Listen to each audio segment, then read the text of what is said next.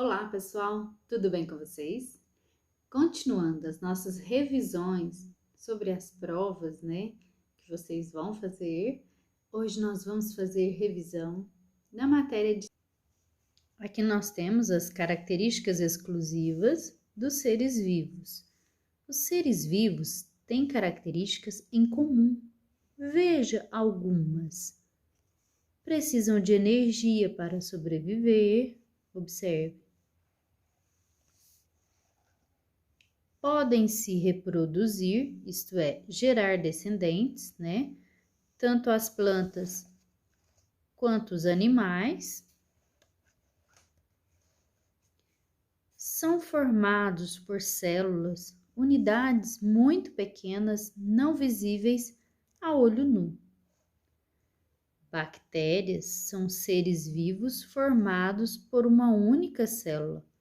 Essa célula é simples, mas desempenha todas as funções para a manutenção da vida da bactéria.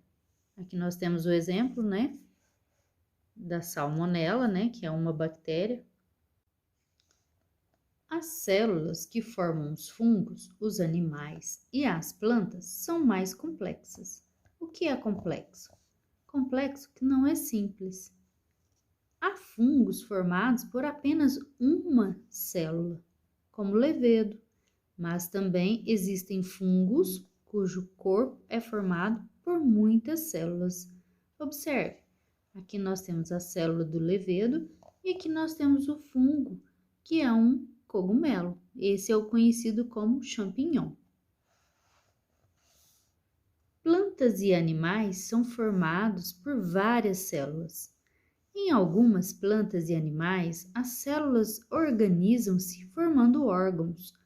Cada órgão tem uma função, e o trabalho conjunto de todos os órgãos é que permite a manutenção da vida. Observe, as garças lá no Pantanal. Os grupos de seres vivos. Vários cientistas sugeriram formas de classificar os seres vivos em grupos. A seguir, você conhecerá alguns desses grupos. Grupo das bactérias. Como vimos, as bactérias são seres microscópicos formados por apenas uma célula simples. Com a invenção de microscópios, foi possível visualizar as bactérias com detalhes e estudá-las mais profundamente. Veja, aqui nós temos as imagens, do Lactobacillus e do Streptococcus. Algumas bactérias podem causar doenças, como o tétano e o cólera.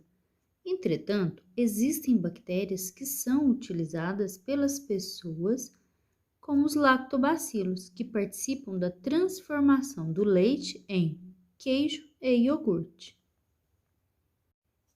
Aqui nós temos também o grupo dos protozoários. Os protozoários, assim como as bactérias, são seres vivos formados por uma única célula. Como essa célula é mais complexa do que a das bactérias, esses seres são classificados em grupos distintos. Observe. Muitos protozoários vivem em ambientes úmidos ou aquáticos. Aqui nós temos o paramécio, que é um tipo de protozoário, e aqui nós temos a ameba. Alguns vivem no interior do corpo de animais. É o caso, por exemplo, do protozoário que vive dentro do cupim. Vejam. Ele vive lá dentro do intestino do cupim. Então, ele é pequenininho, uma única célula, mas fica lá dentro, olha. Existem, porém, alguns protozoários que podem invadir o corpo humano e provocar doenças, como a doença de Chagas e a malária. Nesses casos, os protozoários vivem uma parte da vida deles no interior do corpo humano e e outra parte no interior do corpo de certos insetos. Nós vimos também o grupo dos fungos. Os fungos podem ser formados por uma única célula ou por várias. A maioria desenvolve-se em lugares úmidos. Aqui nós temos o cogumelo, né, que é uma forma comum de fungo em solo úmido. Nós temos aqui o cogumelo orelha de pau em tronco de árvore. Também é um fungo. Temos também aqueles bolores que dão no pão, no bolo, lá na nossa casa, também são fungos. O fungo também se desenvolve sobre matéria orgânica, como frutas e pão. Observe a imagem ao lado, essa daqui.